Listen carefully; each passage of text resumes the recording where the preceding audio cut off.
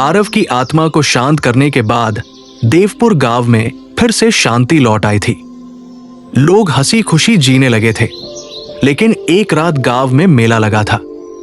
ढोलन गाड़े बज रहे थे, बच्चे झूले झूल रहे थे और औरतें नाच गा रही थी। मैदान में एक पुरानी पुतली हिलने लगी।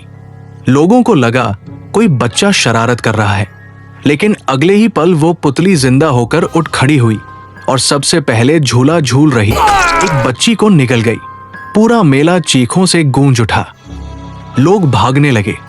वो पुतली बच्चों जैसी हंसी हंसते हुए एक एक कर कई लोगों की जान लेती गई। सुबह गांव वाले इकट्ठा हुए और डरते डरते बोले, ये कोई साधारण पुतली नहीं है, ये किसी भूखी आत्मा का नया रूप है। गांव का जमींदार बोला, आज रात मैं इसे खत्म कर दूंगा। रात होते ही जमींदार अपने आदमियों के साथ चौपाल में खड़ा हुआ। ठीक 3 बजे अचानक धुंध छा गई और उसी से वो पुतली बाहर निकली। जमींदार चिल्लाया, आज तेरा अंत होगा।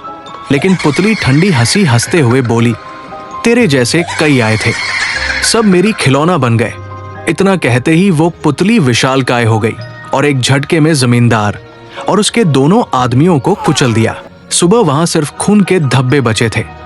गांव के लोग समझ गए, ये कोई आम गुड़िया या पुतली नहीं है, इसके अंदर कोई प्राचीन आत्मा है।